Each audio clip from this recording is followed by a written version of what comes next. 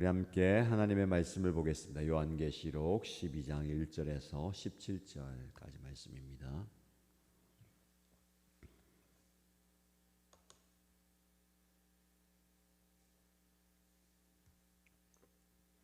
오늘 저와 여러분들이 함께 묵상할 말씀은 요한계시록 12장 1절에서 17절입니다. 같이 읽겠습니다.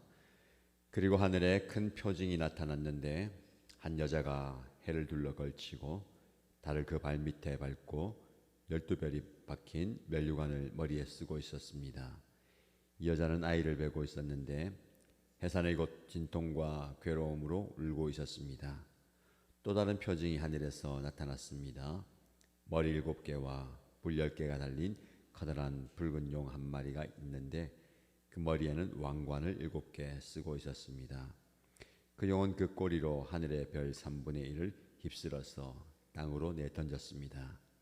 그 용은 막 해산하려고 하는 그 여자 앞에 서서 그 여자가 아기를 낳기만 하면 삼켜버리려고 노리고 있었습니다. 마침내 그 여자는 아들을 낳았습니다. 그 아기는 장차 쇠자팽이로 만국을 다스리실 분이었습니다. 벼랑간 그 아기는 하나님께로 곧 그분의 보좌로 이끌려 올라갔고 그 여자는 광야로 도망을 쳤습니다. 거기에는 1260일 동안 사람들이 그 여자를 먹여 살리도록 하나님께서 마련해 주신 곳이 있었습니다. 그때 하늘에서 전쟁이 일어났습니다. 미가엘과 미가엘의 천사들은 용과 맞서서 싸웠습니다. 용과 용의 부하들이 이에 맞서서 싸웠지만 당해내지 못하였으므로 하늘에서는 더 이상 그들이 발붙일 자리가 없었습니다. 그래서 그 큰 용, 곧 그 옛 뱀은 땅으로 내쫓겼습니다. 그 큰 용은 악마라고도 하고 사탄이라고도 하는데 온 세계를 미혹하던 자입니다. 그 용의 부하들도 그와 함께 땅으로 내쫓겼습니다. 그때 내가 들으니 하늘에서 큰 음성이 이렇게 울려 나왔습니다. 이제 우리 하나님의 구원과 권능과 나라가 이루어지고 하나님이 세우신 그리스도의 권세가 나타났다. 우리의 동료들을 헐뜯는 자, 우리 하나님 앞에서 밤낮으로 그들을 헐뜯는 자가 내쫓겼다. 우리의 동료들은 어린 양이 흘린 피와 자기들이 증언한 말씀을 힘입어서 그 악마를 이겨냈다. 그들은 죽기까지 목숨을 아끼지 않았다. 그러므로 하늘아, 그리고 그 안에 사는 자들아, 즐거워하여라. 그러나 땅과 바다는 화가 있다. 악마가 자기 때가 얼마 남지 않은 것을 알고 몹시 성이 나서 너희에게 내려갔기 때문이다. 그 용은 자기가 땅으로 내쫓겼음을 알고 남자아이를 낳은 그 여자를 쫓아갔습니다. 그러나 그 여자는 큰 독수리의 2날개를 받아가지고 광야에 있는 자기 은신처로 날아가서 거기에서 뱀을 피해서 1때와 2때와 반때 동안 부양을 받았습니다. 그 뱀은 그 여자의 등 뒤에다가 입에서 물을 강물과 같이 토해내서 강물로 그 여자를 휩쓸어 버리려고 하였습니다. 그러나 땅이 그 여자를 도와주니 땅이 입을 벌려서 용이 입에서 토해낸 강물을 삼켰습니다. 그래서 그 용은 그 여자에게 노해서 그 여자의 남아있는 자손 곧 하나님의 계명을 지키며 예수의 증언을 간직하고 있는 사람들과 싸우려고 떠나갔습니다. 그때 그 용이 바닷가 모래 위에 섰습니다. 아멘. 오늘 우리에게 주시는 하나님의 말씀을 통해서 영적 깨달음과 깨달음의 시간 되길 축복합니다. 오늘은 요한계시록 12장 1절에서 17절 말씀을 중심으로 하늘에서의 전쟁이라는 주제로 말씀을 나누고자 합니다. 이 본문의 말씀은 단순한 전쟁 이야기가 아닙니다. 하나님의 백성 그리고 교회가 마주하게 될 영적 전쟁의 실체 그리고 그 영적 전쟁에서의 승리의 비밀을 담고 있습니다. 말씀을 통해서 저와 여러분의 삶 속에 감춰져 있기도 하고 드러나기도 하는 그 영적 전쟁의 본질과 그 가운데서 우리가 어떻게 승리할 수 있을까를 깨닫기를 바랍니다. 먼저 본문을 살펴볼 때에 오늘 본문은 크게 세 부분으로 나눌 수가 있습니다. 1절에서 6절까지가 첫 번째 단락인데요. 여자와 아이와 용의 환상입니다. 이 장면에서 등장하는 주인공, 여인, 그리고 용, 그리고 아이. 각각 어떤 의미가 있는지를 한번 살펴보겠습니다. 먼저 여자가 등장하죠. 학자들은 이 여자를 이스라엘 민족 혹은 교회로 해석합니다. 여자가 해를 옷으로 입고 달을 밟고 12별의 면류관을 쓰고 있는데, 이 모습은 요셉의 꿈을 연상시키죠. 이 이스라엘의 12지파를 상징하는 겁니다. 이어서 등장하는 붉은 용이 나오는데요, 사단을 상징합니다. 7머리와 10뿔, 7면류관은 이 세상의 권세와 왕권을 장악한 그의 힘을 보여줍니다. 이 용은 여자가 낳은 아이를 삼키려고 합니다. 아이는 예수 그리스도를 이야기합니다. 오늘 본문의 말씀에 보면 그 아이가 날 때에 용이 삼켜버리려고 노리고 있습니다. 그러나 그런 공격 속에서도 여인은 아들을 낳았습니다. 5절 말씀 보시면 그 아기는 장차 쇠지팡이로 만국을 다스리실 분이다 라고 이야기합니다. 하나님의 보호 아래에서 하나님의 보좌 앞으로 올라갑니다. 그리스도의 부활과 승천을 의미하죠. 그리고 여자, 즉 교회는 광야로 피신합니다. 그리고 광야에서 1260일 동안 하나님의 보호를 받습니다. 1260일은 3년 반 환란의 기간을 이야기하는 겁니다. 이 내용이 이제 첫 번째 단락이고요. 두 번째 단락은 7절부터 12절까지입니다. 천사장 미가엘과 용의 전쟁이 나타납니다. 미가엘은 천사장으로서 하나님의 백성을 위해 싸우는 천사입니다. 이 사단인 용과 싸우죠. 이 전쟁은 하늘에서 벌어지고 있습니다. 그러나 그 영향력은 땅에까지 미치게 됩니다. 즉 사단은 하늘에서 쫓겨나서 땅으로 쫓겨짐을 당합니다. 10절 말씀해 보면 하나님의 구원과 능력과 나라와 그의 그리스도의 권세가 나타났다라고 표현하는데, 이 외침은 사단의 패배와 예수 그리스도의 승리를 이야기하는 겁니다. 아무리 사단이 권세와 능력과 힘을 가지고 영적 전쟁을 일으킨다 하더라도 그 전쟁의 궁극적인 승리는 예수 그리스도에게 있습니다. 그리고 우리가 주목할 부분이 바로 11절 말씀입니다.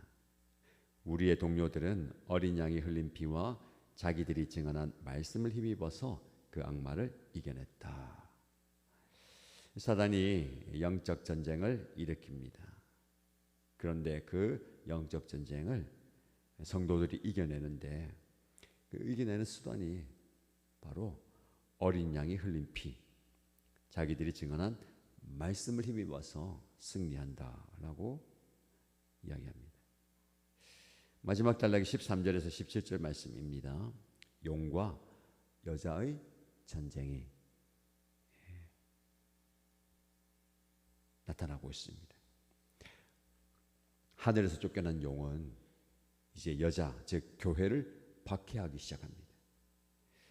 그런데 하나님께서는 독수리 2날개를 여자에게 주어서 광야로 피하게 하시고 그곳에서 보호하십니다. 교회가 환난 중에도 하나님의 특별한 보호를 받는다라는 것을 의미합니다. 용은 입에서 물을 강처럼 토해냅니다. 여자를 휩쓸어 버리려고 하지요. 땅이 여자를 도와서 그 물을 삼켜버립니다. 이것은 사단의 공격이 아무리 극심하다 하더라도 하나님께서 그의 백성을 위해서 개입하심을 의미합니다. 마지막으로 용은 그 여자에게 분노하여서 그 여자의 남은 자손, 곧 하나님의 계명을 지키며 예수의 증언을 간직하고 있는 사람들과 싸우려고 떠나갑니다. 이 말씀은 교회와 성도들을 향한 사단의 지속적인 공격을 의미하죠. 자, 이 부분 이게 이제 오늘 본문의 내용입니다. 다음 이 본문의 말씀을 통해서 우리가 어떤 영적 교훈과 적용을 할 수 있을까요?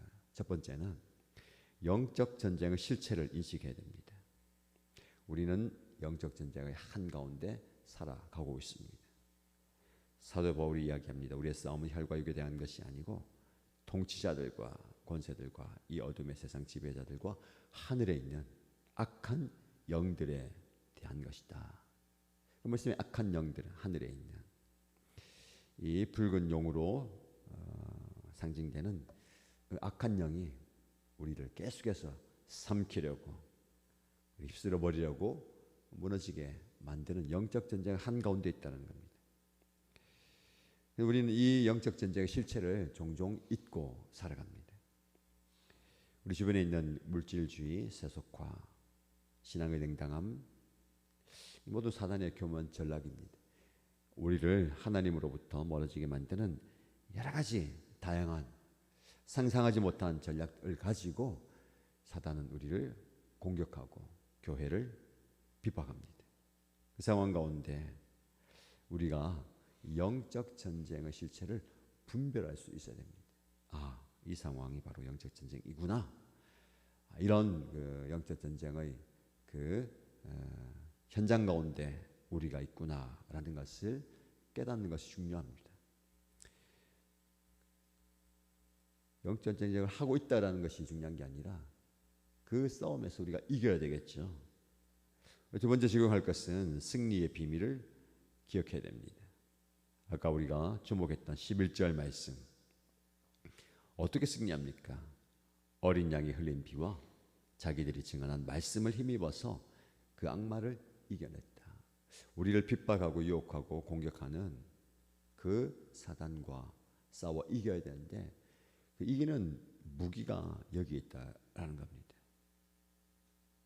여러분 요한계시록에 이긴다, 승리한다라는 말이 자주 나옵니다. 예수 그리스도는 이미 사단을 이기셨고요.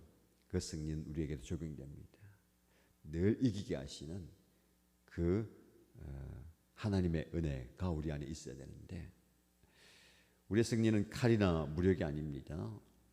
예수 그리스도의 보혈 그리고 말씀이 승리의 비결입니다. 더욱이 그들은 죽기까지 자기들의 목숨을 아끼지 않았다라고 말씀을 하는 거죠. 여기에 그리스도인의 역설이 있습니다. 승리를 위해서는요 목숨을 버려야 되는 거죠. 그리스도를 위해서 목숨을 버릴 때에 우리는 궁극적인 승리를 얻게 되는 겁니다. 우리 삶 속에서 그리스도의 보혈의 능력을 의지하십시다. 우리에게 승리를 주는 원천입니다. 매일 아침 선포하십시오. 나는 예수 그리스도의 보혈로 승리하였다. 이긴 싸움을 싸운다라는 겁니다. 그래서 담대함을 가지시기 바랍니다. 위축되지 말고요. 주눅들지 말고 이미 이긴 싸움의 현장에 나가는 거예요. 자, 마지막으로 우리가 적용할 것은 환난 중에도 하나님의 보호를 신뢰하시기 바랍니다. 본문에서 여자 즉 교회는 환난 가운데 하나님의 특별한 보호를 받습니다. 광야로 내몰려가지만 광야에서 1260일을 겪게 됩니다. 환난의 기간이죠. 하나님의 보호 아래 있다라는 겁니다. 하나님의 지키심, 돌보심의 은혜입니다. 여러분이 어떤 자리, 어떤 상황 가운데 있든지 하나님께서 지키신다라는 겁니다. 시편 121편 말씀에 보면 여호와께서 너를 모든 재앙에서 지키시며 너의 생명을 지키시리로다. 여호와께서 너의 출입을 지금부터 영원까지 지키실 것이다 라고 말씀합니다. 너의 출입을 지킬 것이다. 들어가도 나가도 안전하게 하나님께서 지켜주신다는 겁니다. 그 지켜주신다는 그 이미지를 14절 말씀에 큰 독수리의 두 날개를 받아가지고 이렇게 표현합니다. 독수리의 날개. 여러분, 독수리의 두 날개. 출애굽기 19장 4절 말씀에 내가 어떻게 너희를 독수리 날개로 업어 내게로 인도하였는지 너희가 보았느냐라고 말씀합니다. 광야의 길을 가는 여정. 하나님께서는요, 독수리 두 날개로 업어서 인도하였다라고 표현합니다. 지금 여러분 삶의 자리에서 하나님의 보호하심이 느껴지지 않아도, 보이지 않아도 세상은 하나님께서 독수리 두 날개로 받아가지고 업어가지고 인도하고 있는 거예요. 그 날개 아래서 우리는 평안함과 안정을 얻게 되는 겁니다. 위태위태한 상황, 불안한 오늘을 살아가는 것 같지만 우리가 안심할 수 있고 안정적으로 그 광야의 길을 걸어갈 수 있는 이유가 여기 있습니다. 보이지 않는 하나님의 손길이, 보이지 않는 하나님의 큰 날개가 여러분을 안고 가고 있다. 여러분 개인과 우리 교회 공동체를 하나님께서 이렇게 지켜주십니다. 오늘 말씀을 통해서 승리를 경험하십시오. 예수 그리스도께서 이미 십자가 위에서 그리고 부활하심으로 승리하셨습니다. 우린 그분의 보혈과 우리의 증언으로 승리를 경험합니다. 환난 중에도 하나님의 특별한 보호하심이 있다는 것을 기억하시면서 오늘을 안정감 있게 안전하게 살아가시길 바랍니다. 그런 보호하심의 은혜를 경험하는 저와 여러분 되시기를 주님의 이름으로 축복합니다.